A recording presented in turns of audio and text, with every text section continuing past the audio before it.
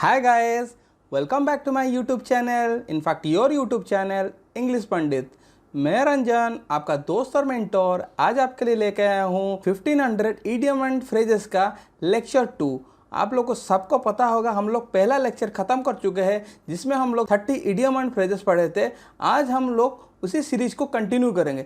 जैसे कि आप लोग को पता है, हम लोग 1500 इडियम फ्रेजेस का सीरीज चला रहे हैं और हम लोग इसमें 50 सेशन लेंगे, यानी कि 50 30 1500। हम लोग 1500 इडियम एंड फ्रेजेस कंप्लीट करेंगे। तो फिर आज का सेशन लेक्चर 2 होगा जिसमें और नया इडियम एंड फ्रेजेस पढ़ेंगे। तो फिर चलिए आज के सेशन को ज़्यादा देरी ना करते हुए शुरू करते हैं।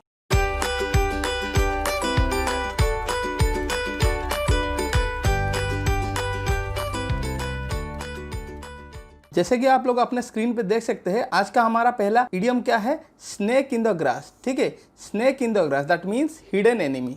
इसका मीनिंग क्या है? हिडन एनिमी, यानी कि आपके अंदर कोई होगा, आपके बीच में होगा, आपका दोस्त होगा या आपके साथ मिलता जुलता होगा, मगर वो आपका क्या होगा? वो आपका शत्रु होगा या फिर आपका हिडन एनिमी होगा। और इसका और एक मीनिंग क्या है? ए ट्रिकारियस, यानी कि ट्रिकारियस मतलब क्या है? एक चीट करने वाला आदमी, या डिसाइडफुल, यानी कि डिसाइड मतलब क्या है? आपको चीट कर रहा होगा या आपको क्या कर रहा होगा? आपको कुछ बोल रहा होगा और कुछ कर रहा होगा, यानी कि आपको मतलब अंधेरा में रख रहा होगा। उस तरह का आदमी को हम लोग डिसाइडफुल बोल सकते हैं। यानी कि snake in the grass means हम लोग क्या बोल सकते हैं हिंदी में? अगर जानने की कोशिश करेंगे, इसका मीनिंग आस्तीन का सांप होगा। ठीक है, आस्तीन का सांप होगा या छिपा हुआ शत्रु हम लोग बोल सकते हैं। हम लोग क्या बोल सकते हैं? छिपा हुआ शत्रु या फिर हिडन एनिमी बोल सकते हैं। ये ज़्यादा रिलेवेंट है, आप इसे ज़्यादा याद रखने की कोशिश कीजिए। Snake in the grass means hidden enemy, यानी कि आपको पता नहीं होगा, आपके आजू बाजू भी आपका एनिमी पाया जा सकता है, यानी कि आपको इसके बारे में कुछ भी पता नहीं होगा। ठीक है, आई होप आपको ये इडियम समझ में आ गया होगा। तो फिर हम लोग नेक्स्ट इडियम की तरफ चलते हैं। नेक्स्ट इडियम हमारा क्या है? To eat one's own words, यानी कि आप क्या कर रहे हो? आपने जो बात कहा है आप उसको खा रहे हो। इसका ऐसा मीनिंग निकाल सकते हैं। अगर इसका रियल मीनिंग हम लोग जानने की कोशिश करेंगे, यानी कि क्या होगा? To retract something said earlier, यानी कि आप जो पहले बोले हो, यानी कि आप किसके बारे में बोल दियो या फिर कौन से बात बोल दियो, आप उसे वापस ले रहे हो। यानी कि आपसे क्या हुआ है? एक गलत बात बोल दी, आपने कुछ गलत बोला है या फिर गलती वाला बात बोला है या रॉन्ग बात बोला है, जिसलिए आपको क्या करना पड़ रहा है? आपको वो बात वापस लेना पड़ रहा है। ठीक है, या फिर admit being wrong about something, यानी कि आप नहीं तो आप क्या कर रहे हो? आप एडमिट कर रहे हो कि आपने कुछ रॉन्ग बात बोला है या कुछ खराब बात बोला है, इसलिए आप उसे वापस ले रहे हो या फिर आप एडमिट कर रहे हो। यानी कि to eat one's own words, यानी कि आप जो बोले हो आप उसे वापस खा रहे हो। इसका मीनिंग ऐसा हो सकता है। तो इसका हिंदी का मीनिंग क्या है? पहले कही गई बात से पीछे हटना, यानी कि आप जो पहले बात बोले हो उससे पीछे हटते हो, यानी कि आप अपने बात को वापस लेते हो। यानी कि आप लोग क्षमा मांग लेते हो कि मैं जो बात बोला हूँ वो गलती से हो गया है, मैं दोबारा इसे नहीं बोलूँगा। आप इसके लिए क्या बोलते हो? माफ़ी मांगते हो या फिर आप लोग अपना वर्ड्स वापस लेते हो। ठीक है, आई होप आपको इसका मीनिंग भी समझ में आ गया होगा। तो फिर हम लोग नेक्स्ट इडियम की तरफ चलते हैं। नेक्स्ट इडियम हमारा क्या है? टर्न ए ब्लाइंड आई। ठीक है, क्या है? टर्न ए ब्लाइंड आई, यानी कि जानबूझकर देख के अननोटिस करना, यानी कि आप ऐसा प्रिटेंड करोगे कि आपने कुछ देखा ही नहीं है। ठीक है, इसका मीनिंग क्या है? प्रिटेंड नॉट टू नोटिस, यानी कि आप जानबूझकर ऐसा बिहेव कर रहे हो कि आपके आंखों के सामने कुछ हो रहा है या कुछ इंसिडेंट हो रहा है। You are supposing to be pretending, यानी कि आप प्रिटेंड कर रहे हो। ठीक है, या फिर और क्या कर रहे हो? टू इग्नोर सिचुएशन फैक्ट्स और रियलिटी, यानी कि आप क्या करो? कुछ सिचुएशन आपके आगे मतलब आपके आंखों के सामने घट रहा है, मतलब आप उसको क्या करो? उस सिचुएशन को इग्नोर कर रहे हो, या कुछ फैक्ट्स भी आ रहा है आप उसे इग्नोर कर रहे हो, उसके साथ आप रियलिटी से भी दूर जा रहे हो। ठीक है, टर्न ए ब्लाइंड आई मतलब यानी कि आप जानबूझकर अंधे बन रहे हो। इसका अगर हिंदी का मीनिंग हम लोग जानने की कोशिश करें, यानी कि आप लोग जानबूझकर अंधे बन रहे हो। इसका मतलब क्या है? ध्यान नहीं देना, यानी कि आप जानबूझकर ध्यान नहीं देते हो। मतलब क्या? अंधा को तो दिखता नहीं है, तो आप लोग जानबूझकर अंधा बन रहे हो। ठीक है, आई होप आपको ये भी समझ में आ गया होगा। तो फिर हम लोग नेक्स्ट इडियम की तरफ चलते हैं।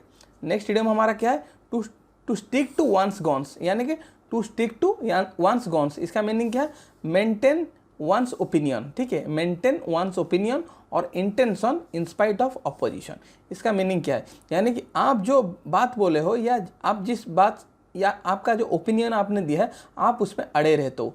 कोई फर्क नहीं पड़ता, अपोजिशन आपको अटैक करती है, आप अकेला, सपोज मान लीजिए 10 आदमी खड़े हैं, आप एक ही बात बोले और बाकी 9 जन आपके साथ राजी नहीं है, फिर भी आप अपने बात पे अड़े रहते हो, उसको क्या बोला जाएगा? To stick to one's guns. ठीक है, मतलब आप अपने बात पे मतलब स्टैंड करते हो, कोई फर्क नहीं पड़ता अपोजिशन आपके बारे में क्या बोल रहा है। ठीक है, यानी कि बात पर अड़े रहना क्या होगा? यानी कि बात पर अड़े रहना। To stick to one's guns का मीनिंग क्या है? बात पर अड़े रहना। ठीक है, आई होप इसका भी मीनिंग आपको पता चल चुका होगा। तो फिर हम लोग नेक्स्ट इडियम की तरफ चलते हैं। ठीक है, नेक्स्ट इडियम हमारा क्या है? To bite one's lips. क्या है? टू बाइट वंस लिप्स, यानी कि आप अपने लिप्स को बाइट कर रहे हो। ठीक है, उसका मतलब क्या है? टू गेट एंग्री, यानी कि आपको गुस्सा आ रहा है। ठीक है, आपको क्या आ रहा है? गुस्सा आ रहा है या फिर आप एंग्री हो रहे हो। ये ज़्यादा रिलेवेंट है। ठीक है, ये ज़्यादा रिलेवेंट है। ठीक है, ये मैं क्यों बता रहा हूँ? ये फ्यूचर ईयर में आ सकता है, क्योंकि अब एसएससी का पैटर्न ऐसा बन गया है, एसएससी वही क्वेश्चन पूछ लेता है, मतलब वही 1000, 1500, 1500 के बीच घूमता रहता है, मगर उसका मीनिंग थोड़ा अलग रूप से वो रिप्रेजेंट करता है, जैसे कि बच्चों को परेशानी होती है। इसलिए मैं इसका फ्यूचर ईयर एग्जामिनेशन के टारगेट करके आपको कुछ अलग अलग ऐड करके भी दे रहा हूँ। जैसे कि इसका मीनिंग और क्या मीनिंग हो सकता है? To forcibly prevent oneself from speaking to avoid any dispute, यानी कि आप अपने आप को फोर्सिबली मेंटेन कर रहे हो कि अगर मैं कुछ बोल दूंगा इससे क्या एक डिस्प्यूट रेज हो जाएगा। मतलब यानी कि आप अपने आप को काबू में रख रहे हो। क्या कर रहे हो? आप अपने आप को काबू में रख रहे हो। यानी कि to bite one's lips means क्या होगा? टू गेट एंग्री होगा, यानी कि आप क्रोधित हो रहे हो। और उसके बाद क्या होगा? आप अपने आप को काबू में रख रहे हो, क्योंकि आपको डर है अगर आप ऐसा कुछ बोल दिए इसके वजह से कोई डिस्प्यूट रेज हो जाएगा। ठीक है, आई होप आपको इस बात का समझ आ गया है। तो फिर हम लोग नेक्स्ट इडियम की तरफ चलते हैं। नेक्स्ट इडियम हमारा क्या है? Add fuel to the fire, यानी कि add fuel to the fire का मीनिंग क्या है? मेक मैटर वर्स होता है। क्या होता है? मेक मैटर वर्स होता है, या फिर बात को और ख़राब करना। जैसे कि मान लीजिए आप सिंपल चीज़ देख सकते हैं, सपोज यहाँ पे क्या फायर जल रहा है, यानी कि आग जल रहा है, अगर आप इसमें फ्यूल डालोगे तो फिर क्या होगा? ये तो और जलेगा ना, मतलब मैटर जो है और होगा। तो फिर हम लोग इससे इसका मीनिंग रिलेट कर सकते हैं। Add fuel to the fire means make matter worse, यानी कि जो भी अभी मैटर है या भी जो भी सिचुएशन है आप उसको और ओरसन कर रहे हो, यानी कि आप अपने तरफ से इसमें फ्यूल का काम कर रहे हो। ठीक है, आई होप आपको इसका भी मीनिंग पता चल चुका होगा। तो फिर हम नेक्स्ट इडियम की तरफ चलते हैं। नेक्स्ट इडियम हमारा क्या है? A blessing in disguise. ठीक है, ये ब्लेसिंग इन डिस्गाइज, इसका मीनिंग क्या है? An apparent misfortune that turns eventually into good results. ठीक है, इसे इग्नोर कीजिएगा। यानी कि क्या हो रहा है? आपके साथ कुछ मिसफॉर्चून हुआ है, या फिर वो क्या हो गया? आपके लिए कुछ गुड रिजल्ट प्रोड्यूस कर रहा है। सपोज मान लीजिए, जैसे कि देख सकते हैं, सपोज मान लीजिए आप किसी कंपनी में काम कर रहे हो या किसी गवर्नमेंट ऑफिस में काम कर रहे हो, मतलब चापलूसी की वजह से या आपके प्रेशर के वजह से आपको कहीं ट्रांसफ़र कर दिया गया है। मतलब क्या है? आपके साथ किया गया है? आपके साथ कुछ नाइंसाफ़ी किया गया है, मतलब आपको उस जगह पर ट्रांसफ़र किया गया है। किस लिए किया गया? आपको मतलब दंडित करने के लिए आपको ट्रांसफ़र किया गया। मगर क्या हो रहा है? आपको उस जगह पे इतना अच्छा अपॉर्चुनिटी मिल गया कि आप उनसे भी आगे बढ़ गए। कुछ भी होगा, मतलब जस्ट एग्जांपल दे रहा हूँ। आप एक कॉर्पोरेट ऑफिस का मान सकते हो। एक कॉर्पोरेट ऑफिस है, ठीक है, मैं एग्जांपल के थ्रू आपको समझा दूंगा ब्लेसिंग इन डिस्गाइज का मीनिंग क्या है। कॉर्पोरेट ऑफिस में काम कर रहे हो, आपको अपने बॉस ने क्या किया? आपको एक जगह पे ट्रांसफ़र करवा दिया। वो सोचता है कि यहाँ पे इसका कुछ फ़ायदा नहीं है, आपको एक ऐसी जगह पहुँचा दिया जहाँ पे आपका कुछ वैल्यू नहीं है। मगर वहाँ पे सडनली एक अपॉर्चुनिटी आ जाता है जिसमें आप क्या करते हो? इनको आपका पुराना बॉस को भी क्रॉस करके ऊपर लेवल तक चले जाते हो। यानी कि क्या हो गया? आपके लिए प्लानिंग क्या हुआ था? आपके लिए एक मिसफॉर्चून बना था, मगर इवेंचुअली ये क्या बन गया? आपके लिए एक गुड रिजल्ट प्रोड्यूस कर गया। यानी कि आप बहुत अच्छे जगह पे पहुंच गए। दैट मीन्स क्या हुआ? ये आपके लिए वो जो ट्रांसफ़र क्या था? एक ब्लेसिंग इन डिस्गाइज था। दैट मीन्स आपको एक मिसफॉर्चून आपके लिए एक गुड रिजल्ट प्रोड्यूस करने लगा है। ठीक है, यानी कि दुर्भाग्य क्या हो जाता है? आपके लिए एक आशीर्वाद हो जाता है। दुर्भाग्य आपके लिए एक आशीर्वाद हो जाता है। आई होप आपको मैं इसे अच्छे से समझा पाया हूँ। तो फिर हम लोग नेक्स्ट इडियम की तरफ चलते हैं। नेक्स्ट इडियम हमारा क्या है? Practice makes a man perfect. ठीक है, practice makes a man perfect. आप अगर रोज़ मॉक्स दोगे तो आपका रोज़ मतलब आपका डे बाई डे आपका क्या होगा? आपका मार्क्स ऐसे ही इंक्रीज हो जाएगा। ठीक है, आपका अगर आप प्रीवियस ईयर का अच्छे से मार्क्स लगाओगे, आपका मार्क्स अच्छे से इंक्रीज हो जाएगा। इसीलिए मैं बोलता हूँ कि आप लोग प्रीवियस ईयर पे ज़्यादा ध्यान दीजिए। नया चीज़ पूछता रहता है, 20% पूछता रहता है, मगर 200 मार्क्स का मेन का होगा तो उसमें 30 या 20 या 30 मार्क्स का नया क्वेश्चन आपको देखने मिलेगा। मगर आपको 170 क्वेश्चन या 170 मार्क्स का क्वेश्चन वो पीछे जैसा आपको लगेगा। जो जिसका प्रीवियस ईयर में ऊपर पकड़ है वो अच्छा मार्क्स गेन कर लेगा। ठीक है, तो फिर हम लोग सेशन पे आते हैं। Practice makes a man perfect means to keep practising to get better at certain skills. यानी कि आपके सपोज मान लीजिए आप अभी एग्जाम दे रहे हो, यानी कि मॉक दे रहे हो, आपका 200 में इंग्लिश में आपका 150 का अराउंड मार्क्स आ रहा है, तो आप उसे कैसे इंक्रीज करोगे? प्रैक्टिस कर करके जितना प्रैक्टिस करोगे फिर बाद में क्या होगा, ये 190 प्लस भी आ सकता है। ठीक है, अगर आपका क्या है बेसिक्स क्लियर है। इसलिए मैं बोलता हूँ बेसिक बहुत ज़रूरी है। आप रट्टा मार के ज़्यादा दिन नहीं जा सकते हो, क्योंकि जो 10, 15 या 20 क्वेश्चन नया पूछेगा, जिसका बेसिक्स क्लियर नहीं होगा वो उससे नहीं बनेगा। अब उसका क्या गैस मार के आओगे, उसको राम ही जानेगा जब रिजल्ट निकलेगा उसका क्या होगा, रिजल्ट क्या मिलेगा आपको। ठीक है, इसका मतलब आप जितना प्रैक्टिस करोगे आपका स्किल उतना डेवलप होगा।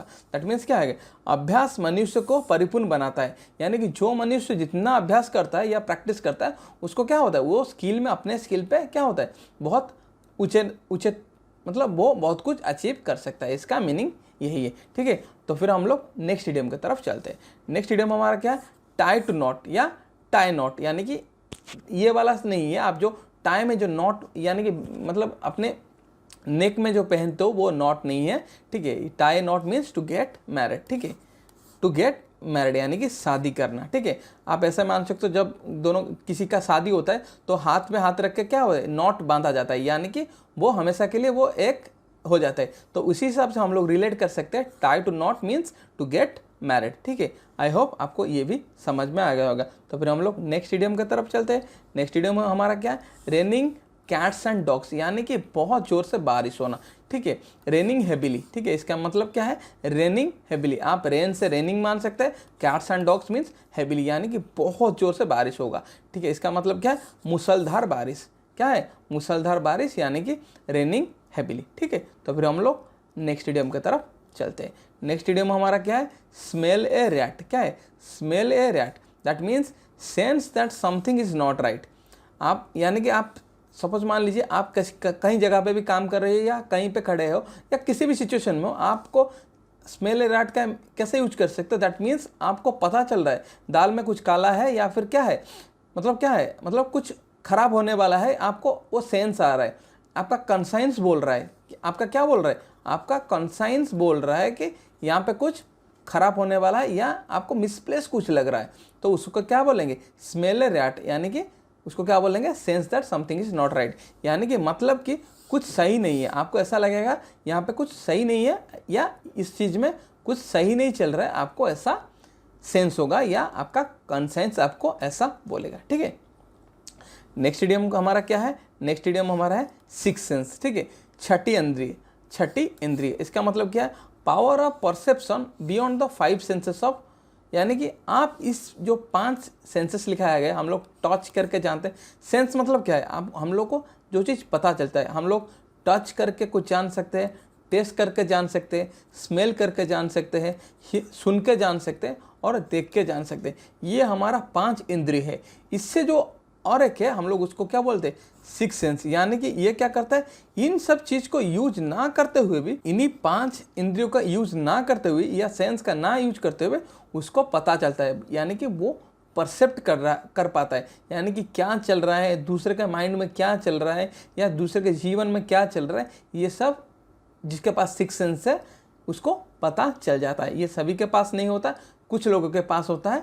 ठीक है, ये सिक्स सेंस माना जाएगा। यानी कि ये पांचों चीज़ का यूज ना करते हुए भी वो दूसरे आदमी का माइंड को रीड कर सकता है या उसके बारे में परसेप्ट कर सकता है कि आगे क्या होने वाला है। ठीक है, वो आगे इंडिकेशन आपको दे सकता है। ठीक है, उसको हम लोग क्या बोलेंगे, सिक्स सेंस बोलेंगे। ठीक है, तो फिर चलिए हम लोग नेक्स्ट इडियम की तरफ चलते हैं। नेक्स्ट इडियम हमारा क्या है, डांस टू समवन्स ट्यून्स, यानी कि आप किसी के धुन पे नाच रहे हो। क्या कर रहे हो, आप किसी के धुन पे नाच रहे हो। That means do what others want you to do. ठीक है, यानी कि आपसे कोई और कुछ करवाना चाहता है, आप उसका बात मान के कर रहे हो, यानी कि आप कठपुतली हो। क्या आप कठपुतली हो, यानी कि आपको कोई नचा रहा है या फिर आप लोग किसी और के ट्यून पे नाच रहे हो, उसको हम लोग क्या बोलेंगे, डांस टू समवन ट्यून्स। यानी कि वह करो जो दूसरे तुम्हें करवाना चाहते हैं, यानी कि जो दूसरे तुम्हें करवाना चाहते हैं तुम लोग वैसा ही कर रहे हो, यानी कि डांस टू समवन्स ट्यून्स। यानी कि आप लोग अभी जो कर रहे हो, जैसे कि आप लोग को ये अफवाह चल रहा है कि एग्ज़ाम आगे नहीं होगा या रिक्रूटमेंट नहीं निकलेगा, ये सब गलत बात है। आप लोग इसे ध्यान मत दीजिएगा। जब होना होगा एग्ज़ाम होगा, अपना पढ़ाई जारी रखो, क्योंकि लोग ऐसा समझ के सो रहे हैं जो यहाँ पे अच्छे से पढ़ लेगा वो बाजी मार लेगा, या उसको एक हायर पॉइंट रहेगा, या उसके गेन उसको मिलेगा। ठीक है, तो फिर हम लोग नेक्स्ट इडियम की तरफ चलते हैं। ठीक है, तो नेक्स्ट इडियम हमारा क्या है, लीव नो स्टोन अनटर्न, यानी कि किसी स्टोन को मत छोड़ना, यानी कि हर पॉसिबल एफर्ट आप लोग लगाते हो। That means try everything possible, यानी कि हर संभव कोशिश करना, यानी कि हर संभव कोशिश करना। मैंने जैसे कि बताया आपको 200 से, आप मान लीजिए मैथ्स में आपको 200 से 130 या 40 मार्क्स आ रहे हैं। ठीक है, ये तो अच्छा मार्क्स नहीं है, आपको मिनिमम 170 प्लस या 180 प्लस लाना पड़ेगा। आप क्या करो, आपको हर किसी तरह से कोशिश करना चाहिए। आप डिफरेंट मॉक्स दो, आप अपने कंसेप्ट को रिवाइज करो, आप पुराने क्वेश्चन को लगाओ, बार बार लगाओ। उससे क्या होगा, आपका क्या होगा, स्किल डेवलप होगा, और उसके साथ साथ आप प्रैक्टिस करके आपको बहुत फ़ायदा होगा। यानी कि आपका जो सोर्सेस है, मतलब आप सभी सोर्स का यूज करो, यानी कि कोई भी स्टोन अनटर्न करने में मत छोड़ो। ठीक है, यानी कि लीव स्टोन अनटर्न मतलब ट्राई एवरीथिंग पॉसिबल, यानी कि जितना भी पॉसिबल सिचुएशन है, जितना भी पॉसिबल मैटेरियल है, आप उसको सबको अच्छे से रट जाओ, या अच्छे से मतलब कंसेप्ट के गो थ्रू एक बार हो जाओ, तो आपको एग्जाम में उसका फ़ायदा डेफिनेटली मिलेगा। ठीक है, आई होप आपको मैं इसके थ्रू इस इडियम का मीनिंग समझा पाया हूँ। तो फिर हम लोग नेक्स्ट इडियम की तरफ चलते हैं। नेक्स्ट इडियम हमारा क्या है, to air dirty linen in public. To air dirty linen in public, that means to discuss private affairs in the public, यानी कि आप किसी के प्राइवेट अफेयर को गसिप बना रहे हो, यानी कि पब्लिक में डिस्कस करो। जैसे कि क्या होता है, गसिप होता है। ठीक है, यानी कि सार्वजनिक रूप से निजी मामला का चर्चा करना, यानी कि आप पब्लिक में किसी और का निजी लाइफ, यानी कि प्राइवेट मैटर्स को क्या कर रहे हो, मतलब उसको डिस्कस करो, या उसका डर्टी लाइलन पब्लिक में पब्लिश कर रहे हो। ठीक है, आई होप आपको ये समझ में आ गया होगा। तो फिर हम लोग नेक्स्ट इडियम की तरफ चलते हैं। नेक्स्ट इडियम हमारा क्या है, थ्रो इन द टॉवल। ठीक है, throw in the towel means क्या है, एडमिट डिफीट, यानी कि हार स्वीकार करना। मैं आपको समझाता हूँ इसका मीनिंग हम लोग कैसे याद करेंगे। ठीक है, हम लोग सिचुएशन का लेके कुछ याद करेंगे जो कि आपको अच्छे से याद रह जाएगा। देखो, मान लीजिए दो बॉक्सर फाइटिंग कर रहे हैं, या दो क्या योद्धा फाइटिंग कर रहे हैं, या जो फाइटर रिंग में फाइट करे। आप लोग देखे हो, जब फाइट खत्म होता है या राउंड खत्म होता है, दोनों कोने में जाते हैं। क्या करते हैं, कोने में जाके क्या करते, मतलब उनका जो कोचेस वगैरह होगा उनको लाके पानी पिलाते हैं, या उनको टॉवल देते हैं, उनको जो पसीना आ रहा है उसको पोंछने के लिए। जब ये क्या होगा, जब ये वाला फाइट है, जब मतलब उसमें थकान हो जाएगा, मगर वो और खेल नहीं पाएगा, वो ये क्या करता होगा, ये अपना टॉवल फेंक देता होगा। ठीक है, और ये अपना टॉवल फेंक देता होगा। दैट मीन्स उसने क्या किया, अपना डिफीट मान लिया। ठीक है, आप इस सिचुएशन से इसे याद रख सकते हो। That means throw in the towel means admit defeat होगा, यानी कि आपने हार स्वीकार कर लिया। ठीक है, आई होप आपको ये समझ में आ गया होगा। तो फिर हम लोग नेक्स्ट इडियम की तरफ चलते हैं। नेक्स्ट इडियम हमारा क्या है, टिट फॉर टैट। क्या है, tit for tat, that means to do harm as you don't to you, यानी कि आपके लिए जो हार्म जो कर रहा है, यानी कि आपके लिए कोई भी पर्सन हार्म कर रहा है, आप उसी के साथ उसी तरह से बिहेव कर रहे हो, या उसका रिवेंज कर रहे हो। यानी कि आपके खराबी के लिए जो प्लान बनाया गया है, आप उसी प्लान से उसको मारो। उसको क्या बोला जाएगा, टिट फॉर टैट, यानी कि नुकसान का बदला ले रहे हो। आपका जो नुकसान हुआ है, आपका जो आप आज जो प्रॉब्लम में फंसे हो, आप उसका रिवेंज उससे ले रहे हो, यानी कि टिट फॉर टैट। ठीक है, आई होप ये भी समझ में आ गया होगा। तो फिर हमारा नेक्स्ट इडियम क्या है, बाइट योर टंग। ठीक है, बाइट योर टंग मतलब stop your self from saying something, यानी कि आप अपने आप को काबू में रख रहे हो कुछ बोलने से, या आपको ऐसा लगता है कि मेरे बोलने से कुछ खराब चीज़ होगा, या मेरा यहाँ बोलना ज़रूरी नहीं है। तो फिर आप लोग क्या करते हो, अपने मतलब टंग को मतलब क्या बाइट करके रखते हो, यानी कि कुछ कहने से पहले खुद को रोकना, क्योंकि आपको डर है कि इसका कुछ नेगेटिव इम्पैक्ट आपके ऊपर पड़ेगा, या किसी और के ऊपर पड़ेगा, या फिर क्या होगा, ये नेगेटिव सिचुएशन क्रिएट कर देगा। ठीक है, आई होप आपको इसका मीनिंग पता चल चुका है। तो फिर हम लोग नेक्स्ट इडियम की तरफ चलते हैं। नेक्स्ट इडियम हमारा क्या है, आज क्लियर आज मड। मड कभी क्लियर होता है? मड तो क्लियर नहीं होता। मड किस में होता है? पानी और मिट्टी मिलके होता है। वाटर और क्या, सॉइल मिलके होता है। तो मड कभी क्लियर नहीं होता। तो इसका मीनिंग क्या होगा? समझना असंभव है। That means difficult to understand, यानी कि अंडरस्टैंड करना या जानना या उसको समझना मुश्किल होगा। यानी कि इससे आपको पता ही चल रहा होगा। ज़्यादातर इडियम्स क्या होते हैं, आपको देखते ही पता चल जाता है इसका मीनिंग क्या है। मगर प्रॉब्लम कहाँ आता है, आपको अगर मेंस में लगभग 12 to 13 इडियम फ्रेजेस पूछा जाता है, उसमें से 8 to 9 बहुत इजी होते हैं, जो कि आप ऐसे ही निकाल सकते हो। जब बात आता है वो 3 to 4 इडियम्स का, बच्चों को या स्टूडेंट्स को उसी में, मतलब स्टूडेंट उसमें फंसते हैं। तो उसके लिए क्या करना चाहिए, जो 1000 एसएससी पूछता रहता है, आपको उससे ज़्यादा 500 या उससे भी 500 यानी कि 2000 करना होगा। हम लोग पहले प्लान किए 1500 का, हम लोग पहले कितना प्लान किए 1500 का। अगर नीड रहा, एग्ज़ाम का सिनेरियो ऐसा बना, तो फिर मैं आपको और 500 अच्छा यानी कि एग्ज़ाम ओरिएंटेड पढ़ाऊंगा। देखो ईडीएम का कोई भी, मतलब ईडीएम्स का बुक्स है, बहुत सारा बुक्स है, आप लोग कंप्लीट नहीं कर सकते।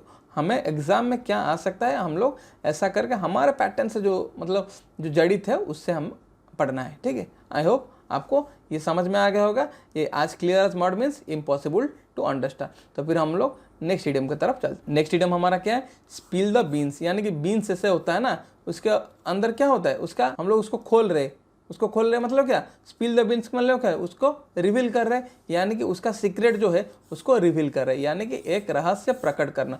ठीक है, जैसे कि समझ पाए, ये बीन्स होता है ना, ऐसे बीन्स होता है, उसके अंदर उसका क्या होता है, उसका अंदर जो प्रोडक्ट है, उसका जो वो चीज़ होता है, अगर उसको हम लोग खोल रहे मतलब क्या है, ये बाहर से नहीं दिखता। बीन्स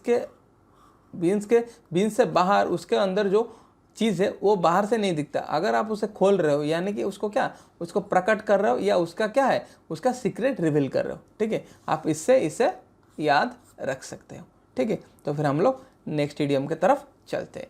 नेक्स्ट इडियम हमारा क्या है, the Crocs of the matter. The Crocs of the matter means the important part of something, यानी कि most important element of A topic और क्रिटिकल पॉइंट। यानी कि कुछ, जैसे कि हम लोग क्या बोलते हैं, ग्लॉसरी बोल सकते हैं, या क्रॉक्स बोलना मतलब एक बड़ा मटेरियल है। ठीक है, एक बहुत बड़ा, सपोज मान लीजिए आप एक जज के पास बैठे हो। ठीक है, आप एक कोर्ट में बैठे हो, आपको जज साहब क्या बोल रहे हैं कि मुझे इतना सुनना नहीं है, मतलब वो कहानी नहीं सुनना है, मुझे क्रक्स ऑफ द मैटर बताओ, यानी कि इसमें इंपॉर्टेंट पॉइंट्स क्या है मुझे इसे बताओ, इससे मैं अपना क्या लूँगा, अपना डिसीजन लूँगा। यानी कि मूल चीज़, यानी कि क्या होगा, उसका इंपॉर्टेंट पॉइंट या फिर इंपॉर्टेंट एलिमेंट होगा। एक क्रक्स ऑफ द मैटर मतलब किसी विषय का सबसे महत्वपूर्ण तथ्य, यानी कि किसी विषय का सबसे मस्त इंपॉर्टेंट थिंग को हम लोग the crux of the matter बोलेंगे। ठीक है, आई होप आपको इसका मीनिंग पता चल चुका होगा। तो फिर हम लोग नेक्स्ट इडियम की तरफ चलते हैं।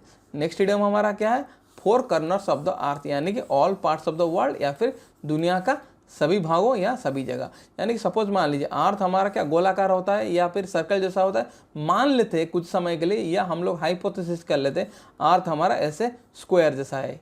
ठीक है, अगर चारों कॉर्नर का बात हो रहा है, दैट मीन्स क्या हो रहा है, अर्थ के सभी जगह का बात हो रहा है, यानी कि all parts of the world के बारे में बात हो रहा है। ठीक है, यानी कि क्या हो रहा है, all parts of the world का बात हो रहा है। तो आप लोग इसे रिलेट करके याद रख सकते, तो four corners of the earth means all parts of the earth. ठीक है, आई होप आपको ये समझ में आ गया होगा। तो फिर हम लोग नेक्स्ट वर्ड इडियम की तरफ चलते हैं।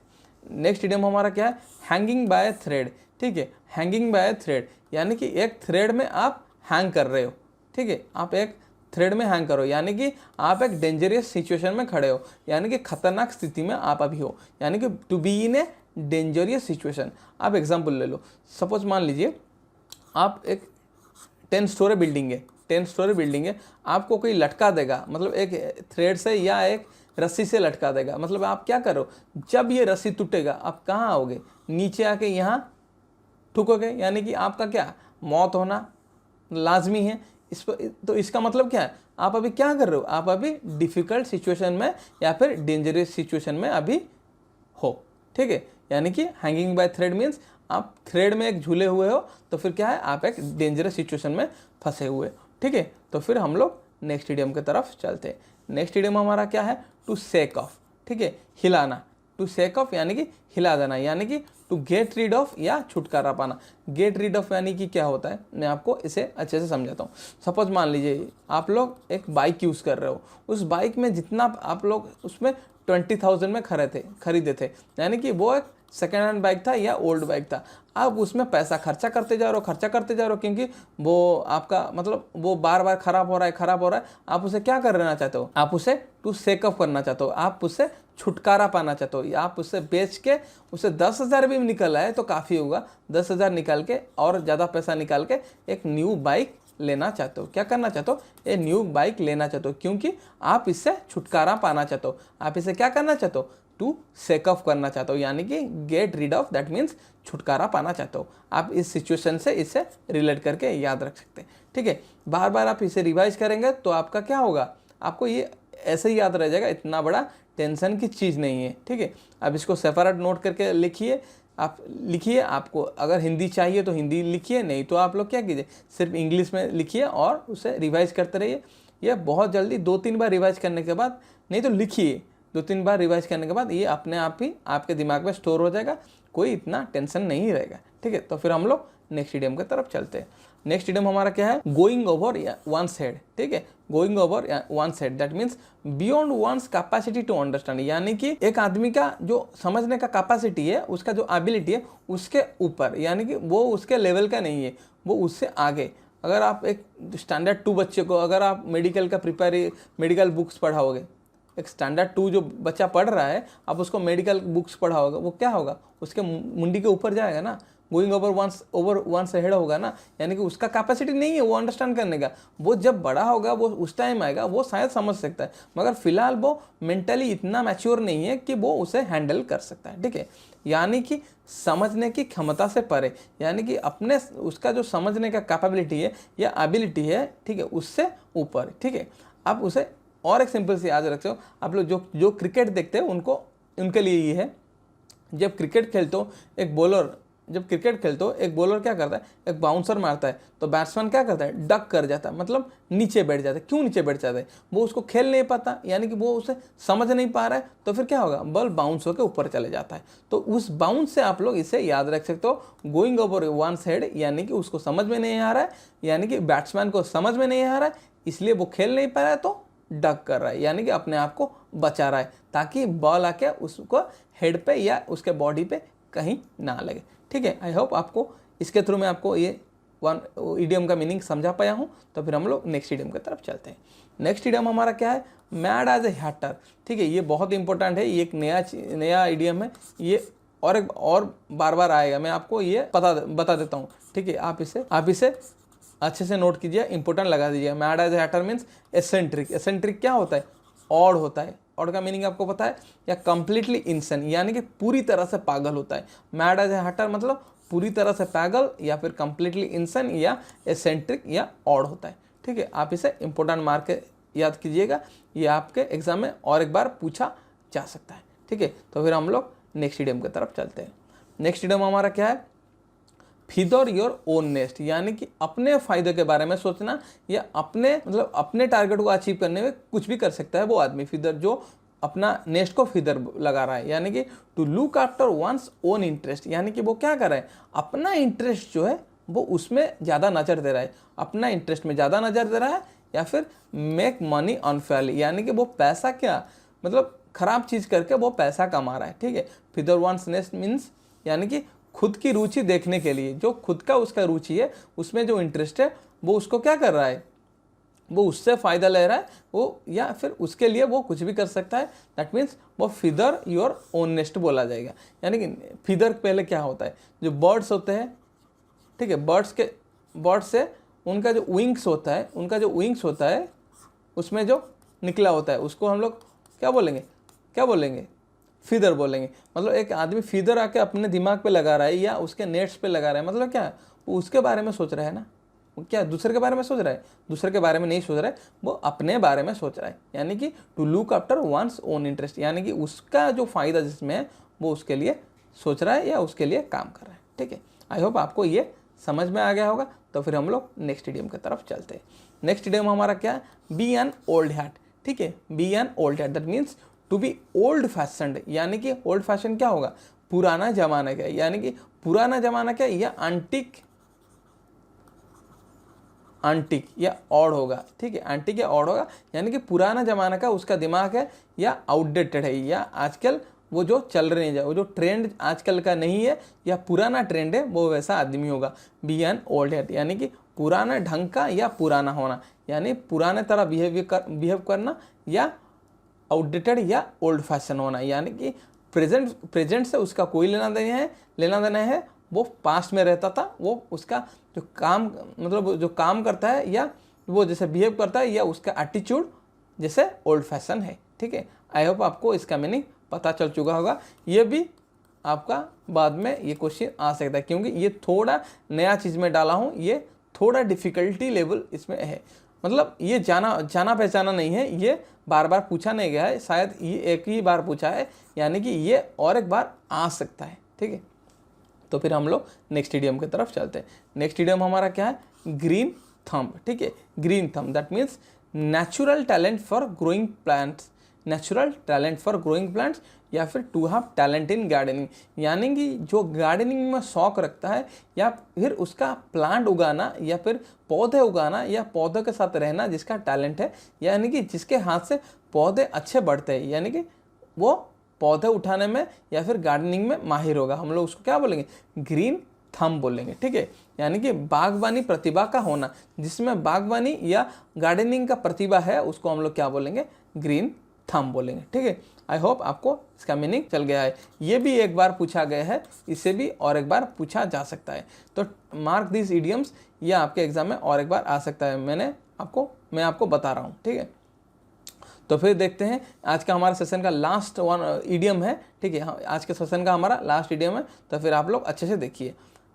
हेड इन द क्लाउड्स, ठीक है, क्या है, हेड इन द क्लाउड्स, यानी कि टू डे ड्रीम, यानी कि दिन में सपना देखना, क्या करना, दिन में सपना देखना, या हेड इन द क्लाउड्स, यानी कि सपोज मान लीजिए आप धरती पे रह रहे हो, यहाँ पे क्लाउड है, आप अपना उड़ के जा रहे हो, यानी कि आप अपना हेड दिखा रहे हो, कहाँ दिखा रहे हो, यानी कि क्लाउड में दिखा रहे हो, मतलब ये डे ड्रीम नहीं होगा। ऐसा हो सकता है क्या, आदमी जब धरती में जाके वो क्लाउड में घूम रहा है, अपना हेड दिखा रहा है, मतलब ऐसा मान सकते हो, पॉसिबल है क्या, ये दिवा सपने में या डे ड्रीम में हो सकता है, ठीक है। आप इसी स्टोरी को इससे रिलेट करके